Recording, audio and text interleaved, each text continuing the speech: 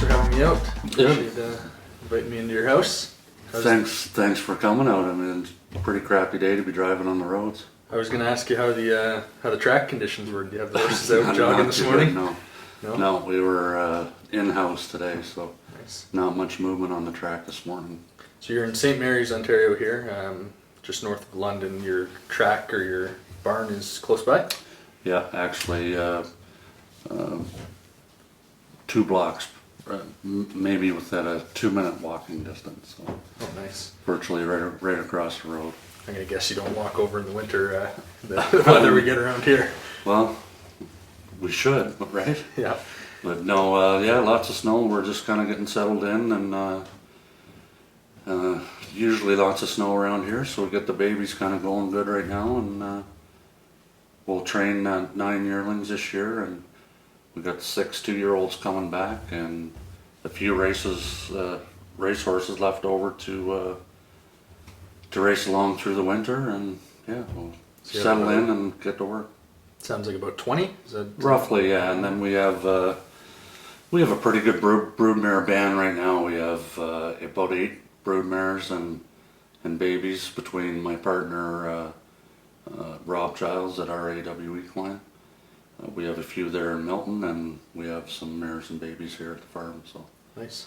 kind of an all-around nursery, and I think in today's day and age, to be successful, when you have a farm, you have to be versatile, right? So, Yeah. not unlike you guys, I'm sure you got some brood mares up there.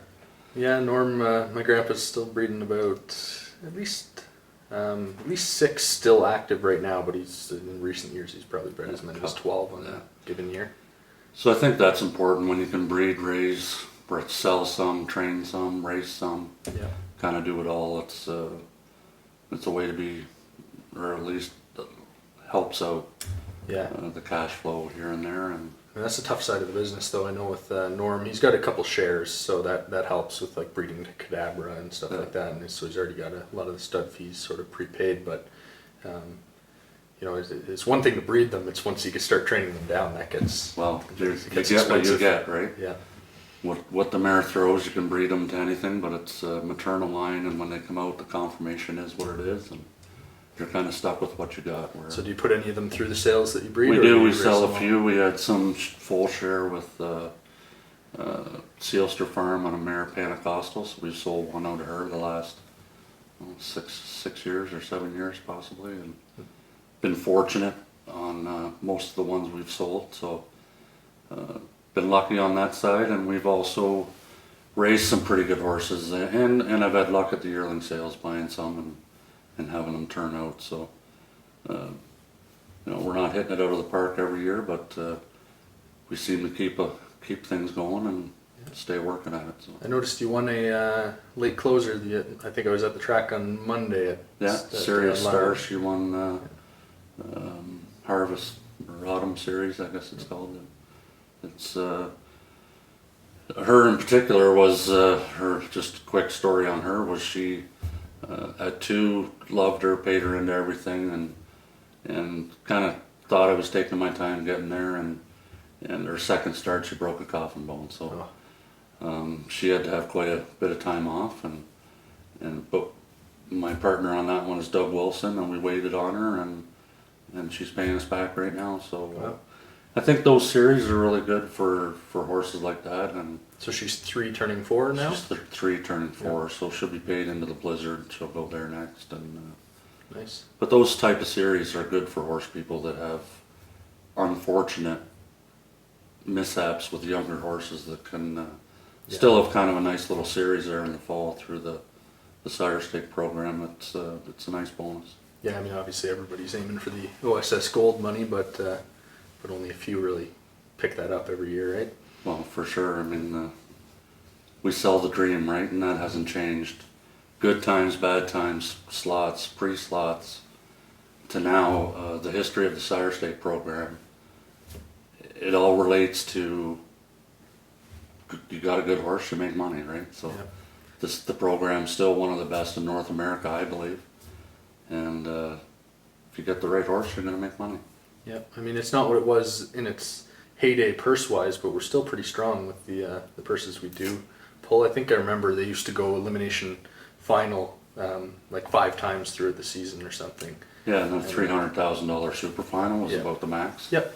And I think we're still 225 or something. Yeah, right? so hopefully, there's some things coming down the line that hopefully help us that way. And you want to talk about increased handle. Why does that help? Well, that helps drive the HIP program, which that's where we get our Sire Stake money from. So every bit helps. Believe me, people don't understand the whole schematic of the thing, but handle does help. I know it's different than it was once on contractual dealings with the racetracks, but overall, handle is very important. So, kind of, you're in a bunch of roles here. You're with Standardbred Canada, obviously the chair of the board of directors there. You said you're involved with OR, with COSA. So, what sort of, when talking about handle, who's that matter to? Who's watching that? Where does that come up for you as far as trying to increase handle, or what we're doing there? How does it relate to horse people? Yeah, I mean, or- does Standardbred Canada, Matt, is it something they So- watch? Is it something COSA watches? Obviously, COSA for sure watches it all the time. I can tell you that the numbers from now to a year ago now is 2.7% increase from this time last year on our side. Yeah. Thoroughbreds are down a little bit, so it's coming in the right direction. It's slow. Just this past weekend, I think they bet 4.3 million Friday, Saturday at Mohawk, and it's great. It's coming the right way. To get into all those other acronyms, I guess, to explain what where that would go through or funnel through, it's mostly obviously WEG driven through the OLG in concert with the Alliance tracks underneath the one betting permit through the OLG or through WEG, which is controls the betting throughout the country. And on overall handle is where that derives that Sire Stake money from, a certain percentage wise, and also the Horsemen's Association gets that 1.5% through there. So a lot of things lead back to the same place, and it's just there's a lot of things going on in Ontario with different acronyms all the time, like AGCO. What's their role? Well, they're the regulator, obviously. Standardbred Canada, the register. So I think moving forward, as we've come together and we're trying that togetherness, bring positivity, collaboration, move forward, support everybody, because we're all in it together. We're I do a lot of things, and I do that on a personal level, because when they canceled the slots, I wanted to know why. I wanted to know how this was let happen. I wanted to know how I could help, instead of complaining to people that wanted to complain together. Yeah. I was soon finding out that if we had any way back to saving the industry, we had better get people putting themselves forward to give their time and try to help drive the industry in the right way. So is that sort of the event that, is that when you started to join boards like the Standardbred Canada? Absolutely. It was I started through OHA a little bit, working with Ken Hardy and supporting them as I have my whole life, and obviously I was a member of both for quite some time, and COSA started using me a lot more in a committee type role, supportive, just getting involved and having those conversations. And one thing just led to another. They asked me to stay on with COSA to help them out on a committee member level, and that led to OR asking me to be a part of what's going on with SIP and HIP and the Sire State program. So, and then that led to Standard Canada, which I was acclaimed the first time around, and now we're in an election. So, Yeah. So you've been on that board for just one term. One term, so 3 years now. Yeah. Okay. And so you started as the chair just this past year. That's right. We just actually come out of our last board meeting, so we're getting the budget for next year and trying to get things cleaned up for the next board when they come on. It's going to be a big turnover of board members there, with 6 mandatory retirement, and Yeah, I think in Ontario, O'Donnell's 9 years in That's service, right? So he's and Joanne Colville has had her term is up, and Diane Bertrand, Jackson Widdop has retired from Century Downs, so I think he was eligible to run again, but he's stepping down. So, and a few other directors that have been long-term guys. At Ken Oakes, his term is up, and Alain Veilleux from Quebec, his term is up. So wow, sort of 15 board members. That sounds like it will be it's quite a big quite turnover. Yeah. yeah. Seven new people. So well, 7 new, and could be the whole board could be replaced. So Yeah, who knows? I guess with the voting going on, how many members are there active in Standard Canada right now? I believe the number I saw the other day was 6,800, give or take a few, coast to coast. Wow. And then some, you were mentioning COSA before, some exciting stuff I saw from them on your Facebook was that they're involved in the trailer wraps, right? Yeah, we just started that. It was a kind of a concept that Jack Darling was spearheading and pushing, and him and I back together bounced ideas back and forth quite a bit, and so I took it upon myself. I got my own designer, run up some photographs I wanted to use, got the high resolution to the designer, who then put us in touch with the installer. We got it put together, and more or less, I'll say a trial or a setup process per se, but very well received, and it's just a way to, it's our belief, to have one billboard Yep. is okay, but when we have all our trailers on the road, why aren't we using them, right? I think it's one of those ideas that you see it and it's just like you feel like it's obvious. yeah, it's like why have we been doing waited this? so long, right? Yeah, I mean we with our games we actually messed up. We tried to buy these big magnets because we were going to put them on the back of all these trailers. Yeah.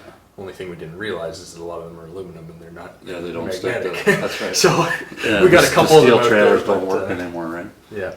So yeah, they're actually, we can talk about that a little bit. There's a lot of stuff at COSA going forward that's exciting and it's happening. It's never been done before. Is race bike insurance for all participants in Ontario, which means if you're unfortunate in an accident, they're going to give you $2,500 to replace your race bike. Great stuff, right? I think all of that's really important with, particularly, if you're a top driver at WEG, you can afford a new race bike. Obviously. But if you're on the track once in a while and you go down and you get hurt, a lot of this insurance, whether it's the race bike or actual coverage for these guys who you don't get paid unless you finish top 5, and here we are, you can get hurt out on your job. So I mean that's just great because you're not working for a month or two and come back and now you got to buy a new bike. That's even harder. So it's great. Yeah, it's even for the top guys, it's $2,500 for them too. They don't have to put out, right? So it's just a way for the guys to just get a little bit back, and they're putting themselves at risk every time they're on the racetrack, and we appreciate that as trainers, owners, and this is just a way that we've come up with a little bit of a plan to help them out of in the unfortunate event of an accident. So a few other things there that we've been fortunate enough that there's a fund, the SRA funds have been released, and so we're able to use that in a marketing type of way. We've got a few things coming out right shortly that are going to be exciting, I believe. We started one of our very first promotions was I don't know if you've seen them, but the COSA cards, $100, $50 like gift cards that we hand out. And so we give that to participants, golf packages for golf courses or tournaments or wherever, to charities, anything to get these cards out into the public, not really internally, but outside our little family of horse people. And what that is $100, $50, whatever it may be for those people to put those cards in their hand. They have to come back to the track to use them. Okay, so that's theirs It's betting great. vouchers, or what are they? They're betting vouchers they can use, or Okay. I believe if you go right to Mohawk, you can use them for food and beverage. Sure. But at the other tracks throughout Ontario, you can use them anywhere, and they're just like cash. So it's just kind of a neat little way to get them in the door to use those things up and puts it back into the industry. So that's one thing. We're working on a whole bunch of different things that are going to be announced right shortly, and it's exciting to be part of things that are positive. We're not dead, we're not dying, we're not going anywhere. The industry's strong, there's still people buying horses. And if you keep telling yourself that things are good and positive, relay that positive energy on a consistent basis, it's gonna be okay. Well, I mean, sales have been positive for sure. I mean, some of the yearling sales have been crazy last little while. Yeah, it's great. It speaks to the product in Ontario. There's good things happening everywhere. Is it great?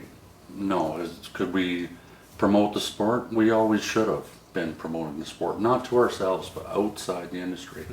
Get thinking outside the box. Get the people, mainstream media, like get into the whatever newspapers there are. We should be in there. You know, like just everywhere we can. I got some things on the go with Greg Blanchard in London about marketing, and I want to get into the hockey arenas.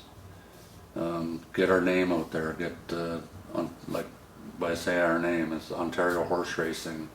Get that circulated on a billboard inside the arena, like different things like that. Just anywhere we can bring recognition back to the sport. Yeah. It's important for everyone in the industry. Yeah, I mean, here in Ontario, at least in the circles that I'm in, we've sort of reached a point where when I say that we make harness racing video games, for example, it takes a long time to explain to the average person what harness racing is. I'm like, so you've probably seen the Kentucky Derby. They ride the horses. Yeah. We sit in the bike behind the horses. And then I ask them like if they've been to Western Fair or somewhere, and then I can usually they know what it is. You but can it's talk not- them into thinking that they remember, that they know what it's about, right? Yeah, and I mean, there's still some holdouts. Like when I've been out to PEI for the Gold Cup, you're in a diner having breakfast in the morning. You'll see people talking about horses, and it's in the newspapers. And but for the most part, it seems that we've sort of lost that It's household the continuity, recognition. right? Yeah. It's so just a quick story about this summer. I had a colt that was racing pretty good. His name was Quick Tour in the Sire Stakes, and through some marketing and promotion at the Sire Stakes, they're starting to send out to local newspapers and such. So it was picked up by our local newspaper, and so a few times going through town, all of a sudden people are like, hey, you got a good horse, you got a good horse. So even though we think it's irrelevant, it's just bringing notice to the industry. Yeah. You know, and where otherwise we wouldn't have reached those people that are disengaged from the experience that we have to offer. I think there's something definitely there as far as, especially in a small town here like St. Mary's, where if you had top horse, there's a lot that could be done locally as far as setting up something at the fair where people can come and meet your champion horse Absolutely. and stuff like you that. can really communicate with people on a smaller level, which that grows, right? So Yeah. it's something, I try to be conscious of those things at all times. What we're doing here today,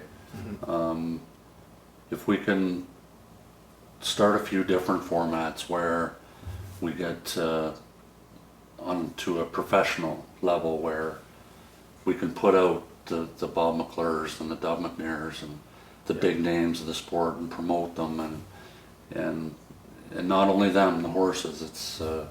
It's a big thing of mine is making sure I explain to everyone. Horses are number one. The sport is second. Yeah. It's sell the horse, and that's what we have to sell and bring people back to the connection of the horse. Yeah, I mean, it's a unique strength we have in this industry is we have two types of athletes. We have the equine athlete and the human athlete involved. Absolutely. And then not only do we have the driver, we have the trainer, and we have, a lot of times there's a really sellable story of the owner behind the horse as well. Absolutely. Usually every owner has a story. We all have a story to tell, right? So Yeah. I want to put a push on some marketing stuff that way, and we've already started going that direction. So hopefully in a few short weeks there'll be some things coming out that people are going to appreciate and really see that they're getting some value for their leadership in different places. People ask me all the time, like, how do you keep all these things straight? Yeah. And it's fairly easy, and I do it because I have passion. And I believe there's a lot of people in the business that have passion. And if we can get the passion to go the right way, Yep. drive the bus together, get on the same route, we can bring it home and we can make it relevant again. But we Yeah. have to stop not wanting to change. Change is, look at Don Cherry, he said the same thing 30 years ago, he got fired now. Change is inevitable, we have to change with the times, right? The stuff going out in Calgary there, it's change, like, you know, so we as an industry need to change with what's happening.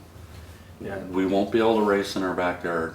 We'll have to, if we don't want to relocate, we'll have to truck to race. I mean, it's just a reality, right? So I just like to say that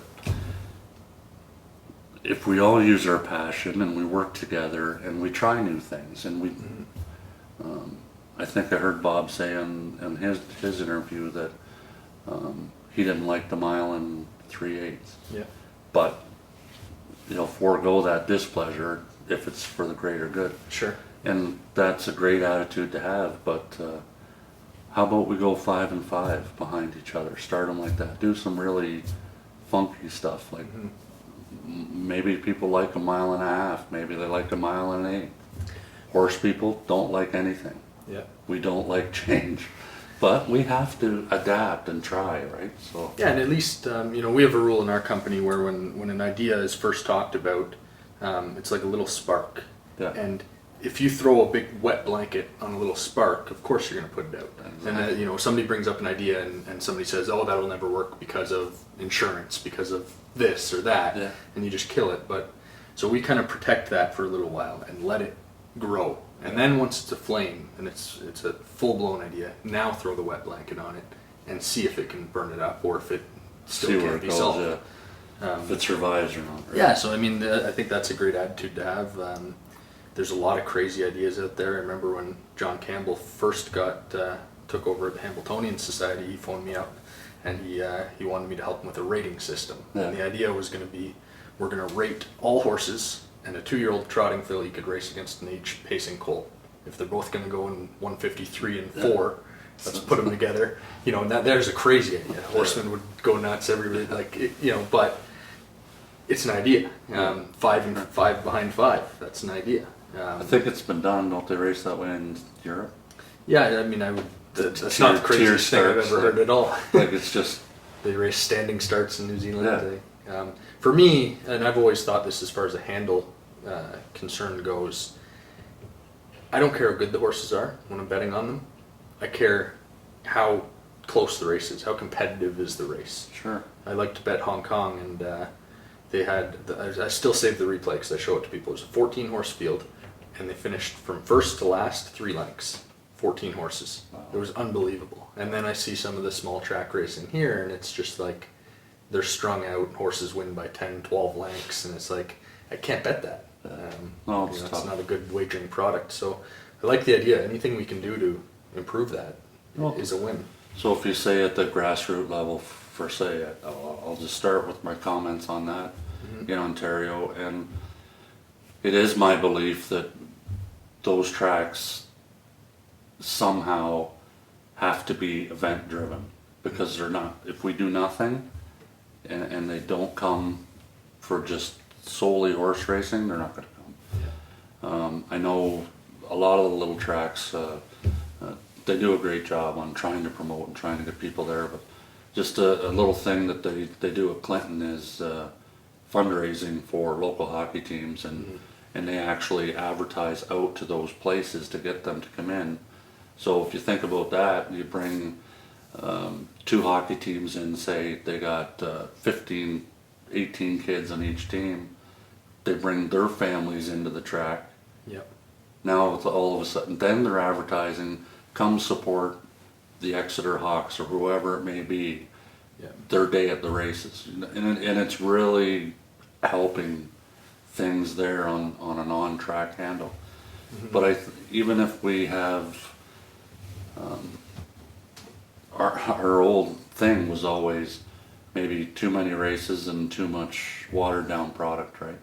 So I'm not saying that's the way to go. I'm just saying if we have to change, we better be ready for change. And part of that is horse population. It's a problem. We don't want to go to wherever we race and have a 5-horse field, because it's non-productive, right? It doesn't help the greater good of the industry. But at the same time, we have to protect the grassroots level, and because people start there, and obviously I got my start there. But What track did you? mostly my dad, I was born and raised, or born in Goderich, and spent a lot of time around Clinton Raceway, and so we pretty much got our start there. And I guess we haven't gone too far from there, but I was in Windsor for a very long time, and when the writing was on the wall with the Windsor Raceway going the wrong way and everybody started to kind of mass exit, we picked up and moved home, and the rest is kind of I think we would be losing something that's vital to the future of harness racing if we lose those small tracks. I bring my wife and kid out to Legends Day and to a lot of these small track things, and those are some of the best days in racing for me. Absolutely, and Leamington's done great with their, I think, family days and bike giveaways, and I don't see Sarnia trying that much, and I don't. Dresden, I know, does a few event days and stuff, possibly every week, but if I've forgotten anybody, it's not because no ill intent or anything. I just don't keep.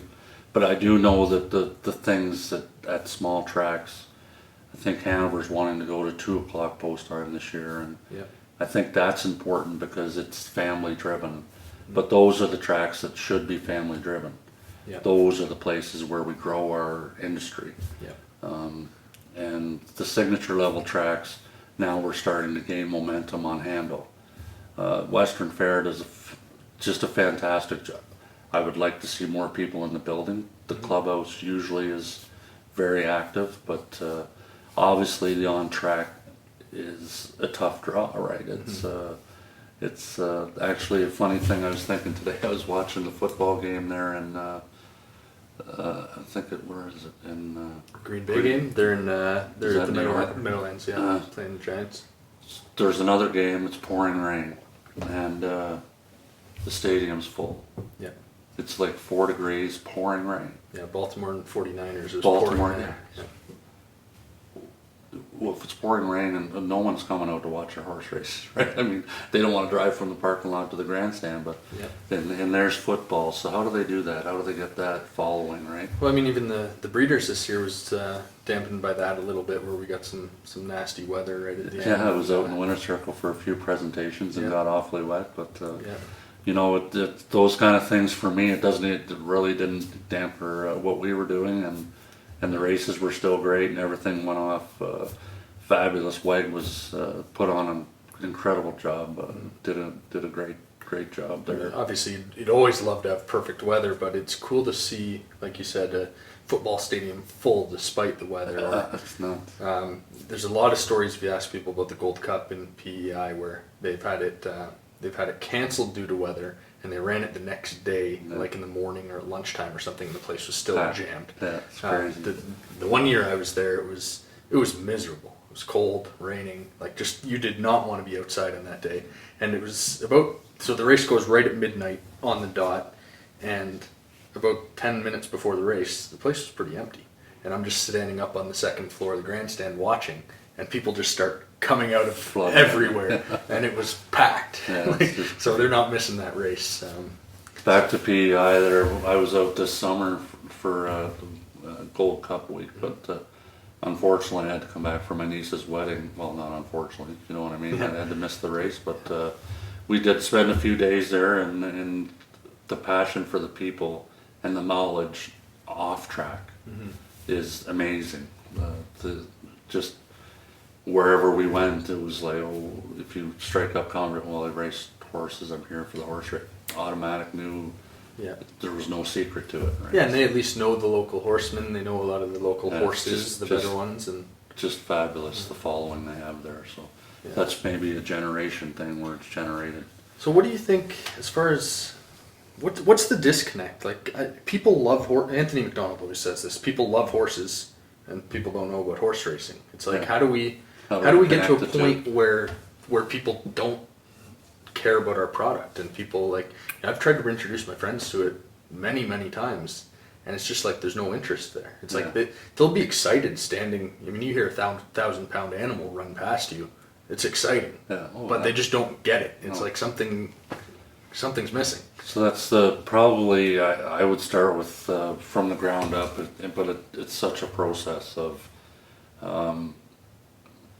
how do you make that? Well, one, I think we're moving in the right direction with HD because that brings sharpness and color and contrast. Western Fairs is incredible now. Oh, it's a big change, right? Yeah, they have to be able to get their signal out, and that's a problem. Because if you go on their website, you can watch full HD, and Yeah. you can't watch it anywhere else in that sharp of quality. So you got to go on Western Fair Raceway or whatever Yeah, it is. .com. they're having a little trouble with getting it out on the right channel or something Yeah, I think there's something with the contracts where they can't on get Rogers. it I on. think you can watch Yeah. it. Is it YouTube that you can watch the? Yeah, high yeah, def? they're right on YouTube, Yeah. and it's beautiful. And they got all the robotic cameras, so they don't have to send people up into the Towers, the anymore and towers. stuff. Yeah. You know, Yeah, it's but even Woodbine, our product there, I think you watch football on the HD TVs now, you can see the sweat dripping off their brows type thing, and there's definitely some area there where guys like Curtis McDonald who are innovating and finding new ways with the wire cams and stuff, and so the football they have I think it's called a spider cam Yeah, or something, goes that's over right. the field and moves. That's right. There are new age ways of filming sports like yeah, this. and with the drone thing, I know we tried with the drone there at London maybe a year ago with Curtis or what have you, but those things are going to eventually come in, and he's great for the industry, and we're dealing with him through COSA now, and we're going to provide some from input into what he's maybe turn him loose on a few things and see what he can really do with some financial backing. And Was that a COSA sponsorship or partnership last year when they did the Facebook Live Yeah, it for was- the 3 events or 3 that or 4 was events? actually born through Greg Blanchard again and myself, and I took it to the board, and we got approval to get it done. And so kudos to them for letting Curtis and Greg put that together, and we did 3, I believe, and Those are and the great. one that fell a little bit flat was, I think, the Confederation Cup, but and I'm not sure why, but yeah, they're really good, and they're obviously on Facebook, and we can share them with our friends, and all that stuff is gonna start to add up. We're gonna get there. It's just gonna take everybody to be involved. Well, I mean, there's a perfect way to introduce people to the sport is when people are watching those live feeds, they're able to interact with each other right on the spot and chat. And so Yeah, it's like, perfect. your friend sees that you're watching, joins, and they can ask you questions right in there, and they can Yeah. enjoy that experience. So it's a good opportunity, I think, to get our product live on these platforms like Facebook and YouTube. Absolutely, I think YouTube is the way to go, and we're going to find out shortly if it gets traction, and we're really excited about some things in the near future, and thanks to people like you that are trying to make a difference, right? And that's we don't have a lot of that, and we need more. And so kudos to you for that. But I think the big thing there is that it's not going to be, there's not going to be some hero who comes in and saves harness racing. There might be some people who help guide us along the way to right things, but it's like what you said, is we need to cooperate. And the problem with harness racing people are we're like a big family, and there's these common traits. They're passionate, like Yeah. you said, and that passion can drive us to fight with each other. oh, for sure. But it can drive us to fight together when we need it too. You see it with the way we rally behind horsemen who get hurt, and when things happen, the way this kind of big family comes together. Absolutely, it brings pride and just puts shivers down your spine to think that so many people can come together in such a wide open area to help one person out in a time of need. It's unparalleled, and we do that in our industry, and I'm very proud of that, because it speaks volumes to the people that we are. Further on that is, I have a lot of business people I deal with, and they just can't believe how tough the industry is. From running a farm to running the business end of, never mind everything else that goes with it, training, vet, this, that, the other. They're amazed at how we can operate in such a tough industry, right? Yeah. And that all comes from passion. And we all have passion. We get things wrong all the time. We disagree all the time. But in a time of need and a time of strength, we're together and we back each other, and that's passion. And if we could all put our passion in the right direction at the right time, we can make a difference. So it's just trying to get people to just understand, come together and be cooperative, and things will go wrong. If you want to talk about Flamborough, it's unfortunate that the Ontario government made the gaming floor 19 and over, or is it? I think it's probably good that your 12-year-old boy isn't in there gambling. The unfortunate part is the gaming companies are so skinned back now from the OLG on their RFPs to get that almighty every dollar out of them, that they need every inch of that gaming floor to be usable. So let's look at their side, and I'm not defending their side. I'm just trying to point out that there are reasons why they do what they do, and why we're still relevant in even our world is agricultural society like at Grand River. They put up a tent. They made hardly any noise about anything. No one even really knew what was happening. That's why that was there, right? But we come to Flamborough, and talks did happen, and there was a lot of back and forth, and I know it's still happening. Unfortunately, obviously, with the weather closing in on winter, it's probably not going to get done, but it's the whole thing is such a pull all the time that passion in the right direction it does straighten things out, and we have to be at the table. We have to have leaders and people that are respected and that can have a conversation with the AGCO or have a conversation with the OLG and sit down at the table with WAG and meet with the Hugh Mitchells and the Jamie Martins and the people in the industry that we talk to on a daily basis to make sure that our horse people and our horses are well looked after, and we won't get into every scenario that we go through every day, but and there's a lot, and it's all in kind. And what I mean by that is I put from my perspective, it's all in kind. So there's no payment back to me for anything that I do for the industry.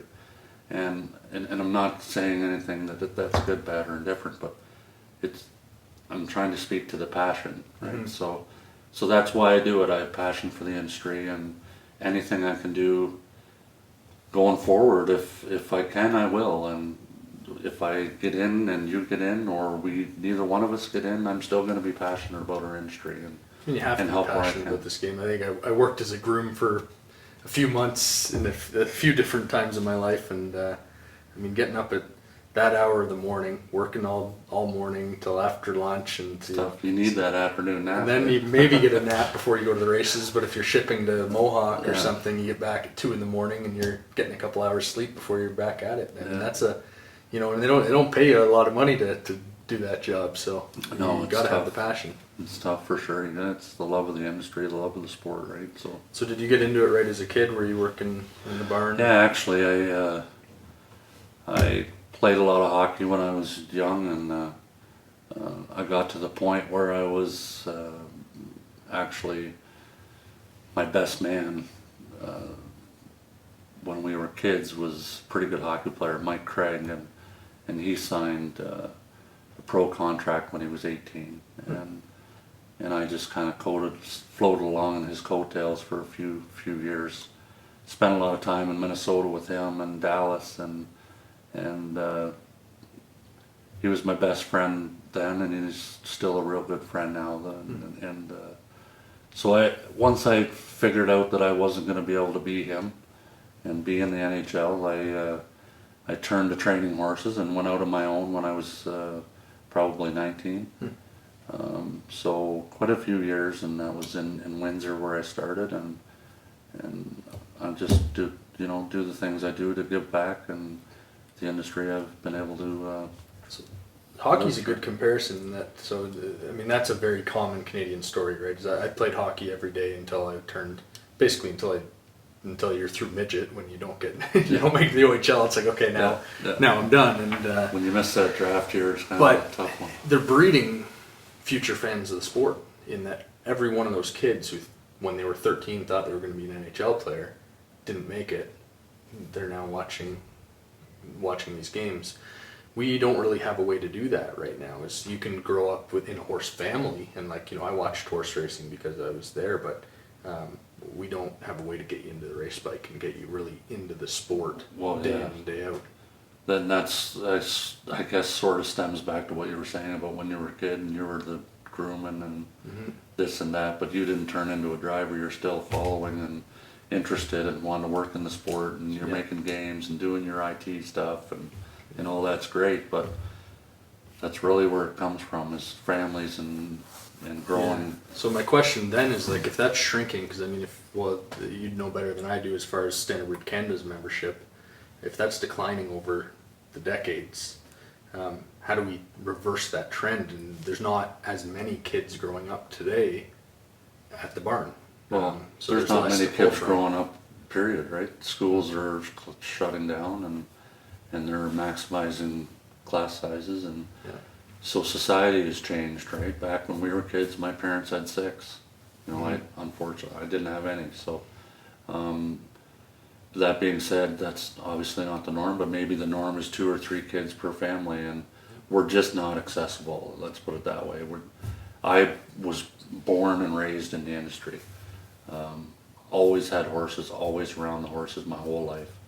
So I don't know how to tell you to bring kids into the industry, other than my farm's right on the edge of town. Once we start to bring awareness, maybe we can have an open house and get them Bring people out involved there. and get them out there, show them the horse, and that's just a start though. And I think everyone loves horses, right? It's just like you say, it's that connection to racing, right? Yeah.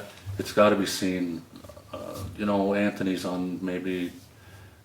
Was I skeptical of his plan? Probably, and would wish him all the best. I couldn't do it myself, but good on him and anyone who tries, because if that's what it takes, that's what we should do. And I'm not saying I'm opposed to doing it. I've come to the age where I don't know if I could do it. It's hard. I mean, Anthony is a unique human being, Oh, and absolutely. the ability to deal with the amount of emails and phone calls and texts that he gets. But that's what he is, right? He loves that. He's a great communicator. He's got a good head on his shoulders, and he's a talker, and he likes to talk to people, right? He's a people person. So I do think that's a huge benefit to the future of the sport, is when there's a big group of owners on every horse, and you might have 100 horses racing at a given track in a night. That's a lot of people who are interested in Sure, what's happening. absolutely. I mean, we can all see the revolution of that, right? So, and if they all come back and be more than what they are now, wherever they got in, whether Landmark or whatever. I know there's a couple new popping up around Dorchester, and people trying, and good for you. You know, we're all behind you. Go get them, and if I have people I can send out their way, I will always. But me personally, it's too much to handle probably on a day to day. I think most trainers would take that same Yeah, feeling. It's so- like, I can't deal with more than 2 owners on a horse. That's just, you know. And that's a hard part. There's so many things, moving pieces to our industry, but that there is that family driven 1%. Bring your families. Open house is coming up. You know, get out there, enjoy things, find out what it's all about. That open house is one of the, aside from Legends Day, a few of these race days, that's one of my favorite mornings of harness racing. Yeah, that's of the great. year. Eh? So he can get all these people out on an open house to give away donuts, coffee, burgers, It's just whatever it babies is. jogging. That's And it. babies jogging around the track, like. So that's the love of the sport and the contact that happens, right? And if that can evolve into something different, and I'm sure once Landmark sees that, they're going to do their own thing if they have to, and those kind of things will start to take traction. Right? So There's a lot of that going on. When I traveled to New Zealand, the thing that caught my attention was they actually have kids racing, competitive kids racing from like 8 years old. And so we now, 2 years running, we've sponsored the Kids Trotting Cup, which is on New Zealand Trotting Cup. It's the night before or something like that. And they have their own horses, so they learn the horseman skills, grooming and training, and then they actually have a league where they're really racing. They're not racing with an adult sitting beside them; they're racing. So we sponsor that yearly cup, and to me that's brilliant because a lot of the future stars of the sport come through that. I think in Canada, could we start that today? I don't know. Our society is very. we need help, right? I can't do it on my own. You can't do it on your own, but that's a great idea. You just run by there, and maybe I can take that somewhere. As hockey schools were once a big thing, now they're not. But horse racing school, the youth movement, the stuff like that. There's always different things, but start really small and see where it goes, right? Anything that can get us closer to the sport, in my opinion, is good. When I was in New Zealand, they put me in a celebrity race I filled in because one of the real celebrities wasn't there. And so I sat with Anthony, and there's like the double seat. But they had double seat race bikes, so it was a little better than a jog cart.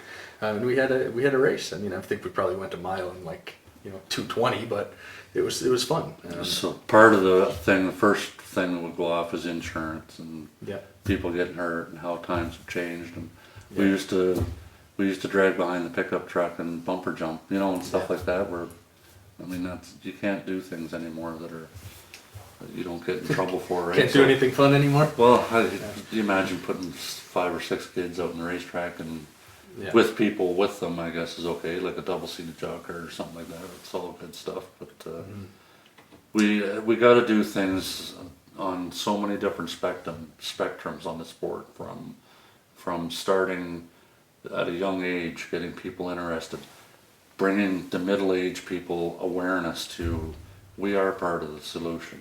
We can provide your entertainment. We are exciting. We have things to offer, so that there's that piece, and there's also the piece about new owners, bringing them in.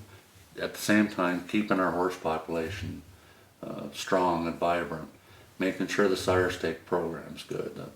So many things are up in the air and happening all at once, but we can do it. We can make it go the right direction. So I think the one thing that becomes clear when you're saying that to me is that it's going to require everybody that we have to be part of the solution. absolutely, we have to all be on the same plane, right?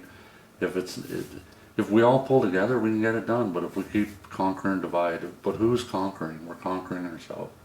Or dividing ourselves, conquering. Conquering what? Well, let's pull together and you know what?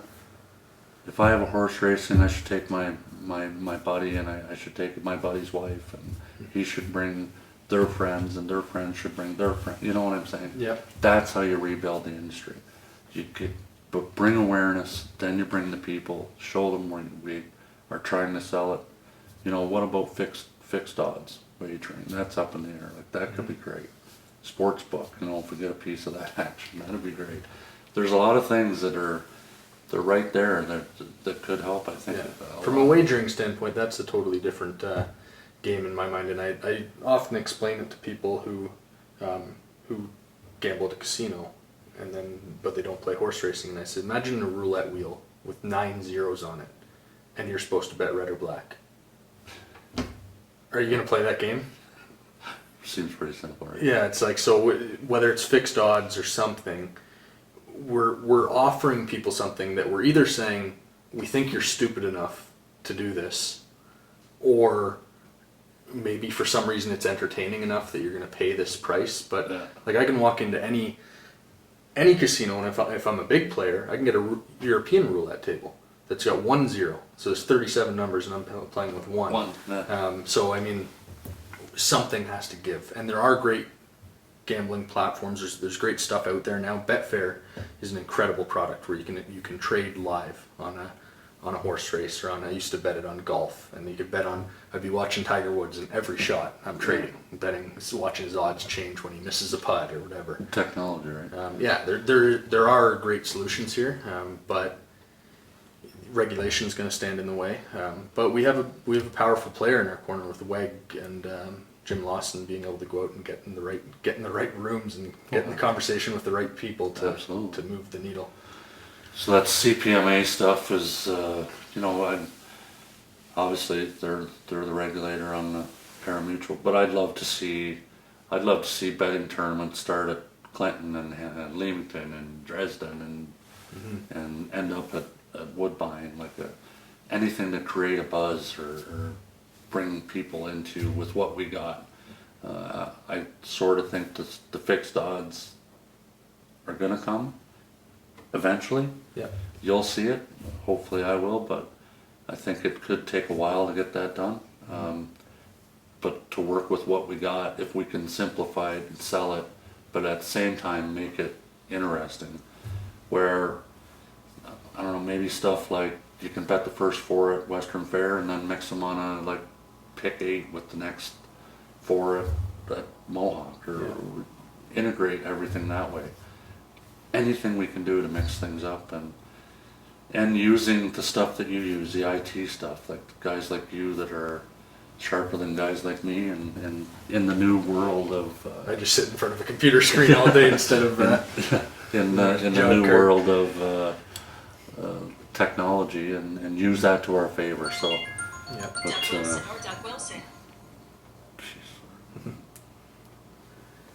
Yeah, no, as far as the wagering goes, there's also a lot of times what comes up there with the fixed odds in particular is they're going to say, at least the horse players are, that it's going to be a losers only game, and that as soon as they get fixed odds, it'll only be for the people who can't win, because the winners are just going to get blocked, and it's like, yeah, you're not going to be allowed to play that. So there's a lot of concerns there. One thing I hear come up a lot in the handle, in relation to handle, is the rules, and just the frustration around, you finally pick a winner, and this game's hard enough as it is, and then I got to decide whether he went through 2 pylons or 1 pylon, or he gained an advantage and went through 1 pylon, so that's a toss, but it's not if he, and then, if he touched a pylon, that's a hit. And it's like, I think there's a big feeling out there that people just want clear, consistently enforced rules. so They don't care what they are, they just want them to be clear. Good for bringing that up, is that's another clear point from Standardbred Canada supporting the industry. We're in the final stages of printing the national rulebook, which is supported by Standardbred Canada, but adhered to by each association or regulatory body provincially, coast to coast. You hit a pylon, or whatever your pylon rule is in BC, Yeah. it's the same in Alberta, Manitoba, Ontario. So is there any on. new rules in this, or is it all just clarifying So what's out there? I believe what they did was they took the old rule book and just went through rule by rule to see what was relevant, what wasn't. There was a lot of phone calls. John Campbell, Bill O'Donnell were part of it. I believe Jerry Houdon from out west, and every provincial regulator was involved. Because why do it if they're not going to take it on and adhere to it, right? So, Sure. so that's exciting. Hopefully, it's finalized here right shortly. But that's another thing that Standard Brake Canada did that's shows the support they can provide to pull that together and get that done. So maybe down the road we can look at the medication side of it and work with all associations from coast to coast to have the same type of continuity and structure that the rules are same across the board for everybody. So Yeah, with that side of things, particularly this summer, a lot is kind of blown up in the thoroughbred world, and a lot of that's going to carry over to us. And now they're talking about Lasix and all this stuff. I think it's good to talk about transparently and to just have these open conversations, because it's easy for it to get polarized. And I saw a tweet out there today that if a horse needs medication, they shouldn't be to race. They shouldn't be racing. There was like a CBS story or something. The thing is, if you look at it from a common sense perspective, like humans, athletes need treatment to stay at top health. There's going to be medication. There's going to be vets taking care of our equine athletes. It's not that cut and dry where these things should never get medicine. That would be bad for the horses. But at the same time, we don't. no, the horse. I mean, it's Lasix is a totally different type topic than. Actually, you should look at it the other way. It's preventative to any damage to the horse, right? It's not that they can't race without it. It's just that when they start to hemorrhage and they bleed, it's not what we want to have happen. And this is a medication that can help with that and possibly solve problems that some of them get. And it's not. Obviously, we've been dealing with bleeders our whole lives as horse trainers. It's pretty common, but we're starting to realize that through animal health and welfare and stuff like that, so back to education, right? We have to educate people of what that is and what that means and moving forward why we use Lasix. And so it's not a bad medication. Obviously, it helps them look after themselves, and so they don't get harmful repercussions from racing. So. And I honestly think that the vast majority of horse people out there, everybody that I know, loves these animals, and these things are taken care of like kings and queens. It's like you get a groom who's taking care of 5 of them. That's their full-time job, is to watch out for these 5 horses. It's unbelievable, our caretakers and the jobs that they do, and just on a personal level, I'm fortunate to have a couple that are maybe over the top, but I'm grateful for them and all caretakers out there that look after our animals, and kudos to you, because I know the hours are long, and the reward is just getting that horse to eat the carrot the night after it's done racing, and whether you win, lose, or draw, you look after the horse, and essentially that's what it's all about. A lot of people view it as an industry, but essentially for me, it's put the horse first, sport second. Yeah. So if there's a public perception that the horses aren't treated well, it's just because we're not putting that story out there. We're not showing them. It's like so they don't know, right? I mean, it's just a lot of people just don't know, right? So there's a stigma, obviously, like you touched on, in the California happenings, and it's unfortunate, but it's bringing a lot of attention to horse racing, and we have to be proactive and get ahead of that. And so there's a little project I've kind of been working on too with the Animal Coalition of Canada. Put sensors in my horse trailer for I saw that. data collection on the temperature and the humidity and what happens en route in the horse trailer, and that's all good stuff because it's being proactive against anything or just finding out what happens in transport and what can we do to help any way we can. And when I was approached with this project, probably last December or so, it was like, absolutely, I'd be more than happy. So we can track it in real time, and Yeah. GPS, temperature, everything. The truck's on the road. I can pull it up and see exactly on my dashboard here right now is exactly what's happening in the trailer. So Yeah. just little things like that could turn into great things for not only our industry but for horse transport. So that's another thing I kind of get involved with. But if it's for the greater good of the industry, I'm all for it. What do you think the most important thing in the next year, as far as maybe something you're working on, or something that we need to see change? What's something that you would like to happen in the near future? Kind of, if you had a magic wand and could change something about the races, would it be the events at those you're talking about? I'd like to bring clarity to a few things out there that people that I get questioned on a lot is the board at COSA is going to look after the horse people's RSP. Nothing's going to happen that isn't more important than the leadership and the responsibility of the membership, not only just Ontario Active through Standardbred Canada, just providing the leadership that we hear your concerns, and those things are going to be looked after.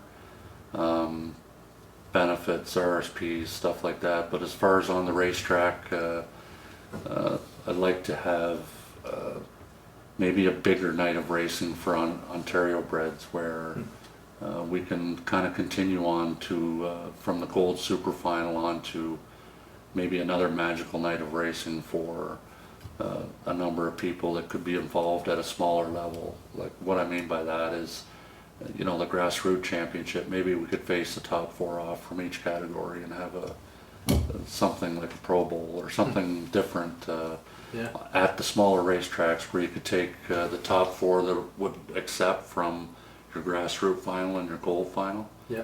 Say the top 4 that would accept those invitations to go to London and face off. That'd be a great race. Yeah. Well, why not, right? It's just a continuation of what we have to prove and put out there on track. But I'd move that away from Mohawk, and I'd want it at London and Flamborough or Grand River or whoever's racing at the time, to bring our better horses and put them. A track like Western Fair could do so many fun things with the Ontario side. The one that comes to mind is when you win the Masters in golf, you get this green jacket. Yeah. One really fun thing to do would be any gold, or it could even work for grassroots. Any horse who's won, and then you could have this event at Western Fair where it's like Champions Night for Ontario side, and it's for exactly. 4-year-olds and up, and it's like, you get to come back, and it's like relive that. Yeah, no, that's great. Like one thing that sucks about our sport is you get to watch, if you're a fan of LeBron James or Tom Brady or whoever, these athletes, superstars, they play for 20 years. That's right. Ours are here for 2. Yeah. And so you become attached to a horse, and Then every once in a while you get foiled again. Or I used to love Admiral's Express, and I watched him for years. Yeah. But most are Campfella, gone. that's the following, right? Yeah, most are gone in 2 years, and even Campfella only raced in 2, 3, and 4. Yeah. So 3 years.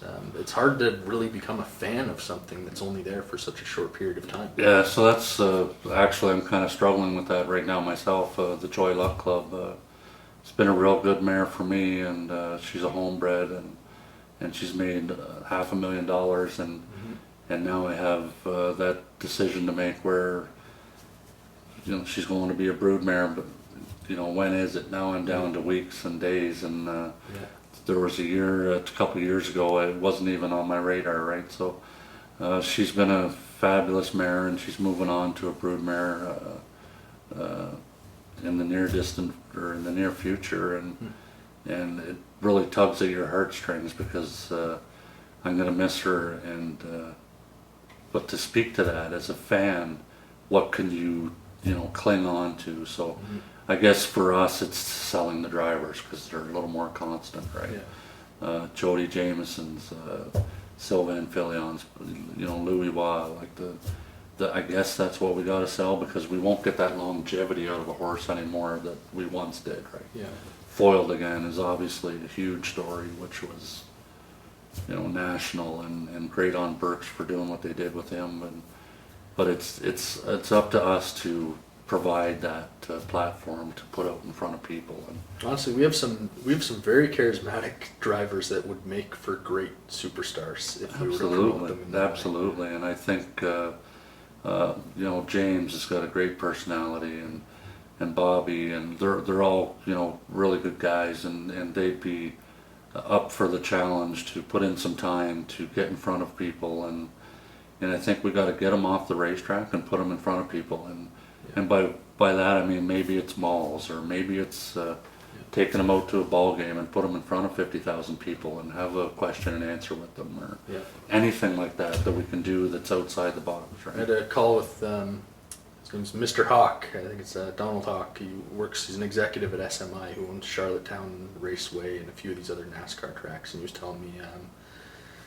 me the story of when he walked into Coca-Cola's office the first time trying to get a sponsorship for NASCAR, and he got laughed out of the office. I think it was Earnhardt he was in there with, and it was like, I can't sponsor this. He's driving around in a circle, and they laughed him out, and he was like, he kind of told me that they were there, and look at where they're at now with corporate sponsorships, and that of course if you think you can't market drivers and they can't become superstars, they're not going to be. You got to start somewhere. You got to kind of take the steps and get them in front of people and let people fall in love with them and follow them. And if you don't do that, I know some tracks are worse than others. I've been to a few tracks in the States where you won't see a driver the entire time you're there. That you won't hear their voice, you won't know. To get off the horse, they're in the driver's room. And even at the better tracks, like Woodbine does a great job with their interviews. Their broadcast team does an incredible job, but I wouldn't hear a lot of these guys' voice. And I don't know if Louis Philippe Waugh and Doug McNair are best friends or worst enemies. I don't know who's who. And when I turn on the football game, I get that rivalry, and I get that they're. We're seeing the interaction, right? Yeah, you see what they're doing to each other, and who's swinging a helmet at who, and what the backstory is about it, and you hear it all. Yeah, so that's sort of the concept that I want to take the YouTube channel that we're working on with Curtis there towards, stuff like that, like getting behind the scenes to pull in the different personalities and the like and dislikes, and just try to bring that stuff out of the paddock or out of certain areas and put it into the public, right? So another thing about marketing when you talk about NASCAR is I've always said we have 100 trucks and trailers at the track, so now we move into the trailer wraps, but what about GM and Dodge and Ford, and going to these companies and saying, like, we sponsor you, this is what we do for you, how about kicking back? I'm sure we can get some traction there, right? For sponsorships and stuff like that for different events, but I think it's all good. There's all kinds of potential and stuff going on. I think I watched you in your game when you get the guys and they're all phoning in from their cars and they're driving to the races to drive horses, and they're driving horses on your game, right? And Anthony was driving bad on the game as well, like right that one time he was. He's always driving bad on the game. He's got to get a new phone or something. I don't know what it is. But maybe I hope he's not driving, trying to run the horse racing game at the same time. But I tried it as well, and I don't know, my thumbs are too fat, or that's why I'm a trainer. I can't drive against some guys either. But anything like that we can promote and get out there, and what it does is bring awareness. If we can start them at your level, like where you're saying, try this horse racing game, that brings the connect, right? Yeah, I mean, that's where we're working on it. New Zealand now runs events where between the races, people are playing on their phones, and it's on the big video screen and called by the broadcaster. They had a big event where the winner got a trip to Australia. So they were having a virtual harness race with a $2,000 prize. Yeah. So that's where we're going on it. But I think as the real drivers, there's definitely something there as far as getting them, whether it's what you're working on with Curtis and just introducing the betting public To the people. I think it's missed how much of a driver of wagering it is to know the story, to know the reason why I bet on that NFL team is because of what that guy just went through and how he got back to the sport, and to know if these two guys are in a rivalry or something. Right. Give me some motivation to Yeah. want to bet. Yeah. The- And to follow him on track, right? yeah.